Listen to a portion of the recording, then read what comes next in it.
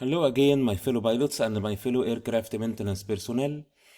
Your host is always Haitham Ali, and I'm an aviation technical instructor. Welcome to my aviation nuggets for today. Today I'm going to speak about the auto brake system, the automatic braking. You know that most of the airliner do have automatic brake, and automatic brake apply automatically after landing to increase the performance of the braking and to relieve the pilot from pressing on the pedal and to apply the best deceleration rate after landing. Okay, everybody?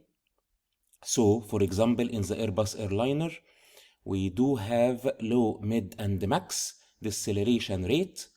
Always low and mid are used during landing. Max are always or is always for RTO or rejected takeoff.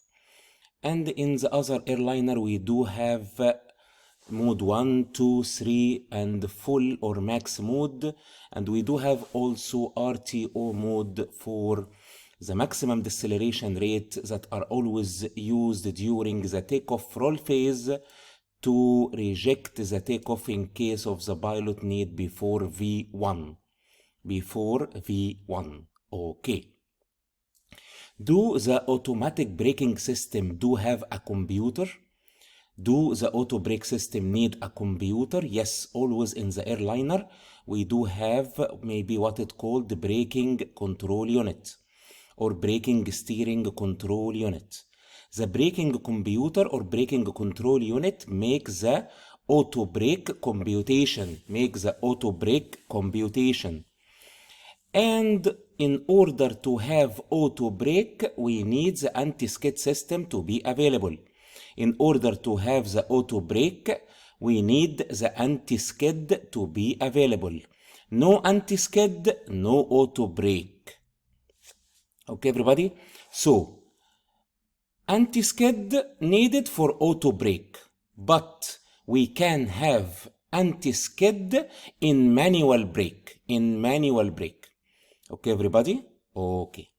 So, as you can see here, selection on the panel will send an electrical signal to the auto brake control box, which is normally in the aircraft electrical bay. The auto brake computer, everybody, is always located in the E&E compartment or avionics compartment. The control box is a microprocessor which commands the solenoid valve to port pressure to the brake unit.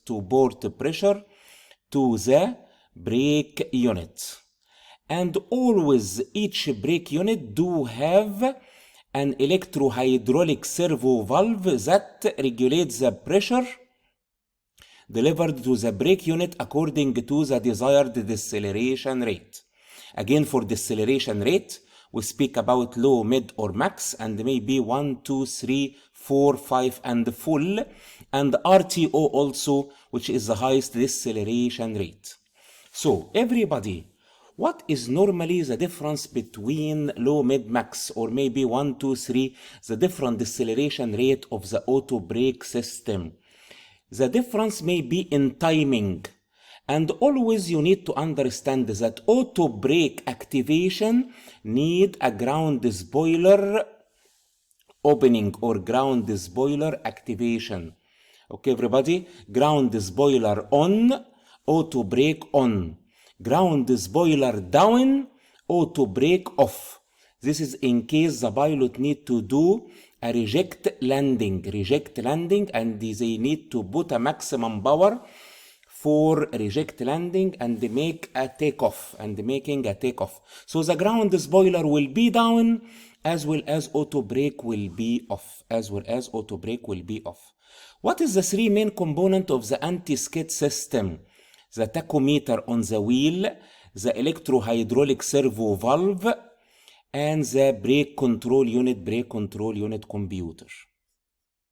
Because the pressure must be gradually built up and released to prevent brake snatch and jerking, a time delay and an electrical ramp are used to achieve this end. As you can see here, everybody, this is the runway time after landing, and this is the pressure delivered for the auto brake. Ground mode, the airliner must land and the wheel must rotate to a specified rate. Okay, everybody? The wheel must touch down and rotate first, then apply auto brake and anti-skid. Okay, everybody? Then apply the auto brake and anti-skid. This is called the touchdown protection zone.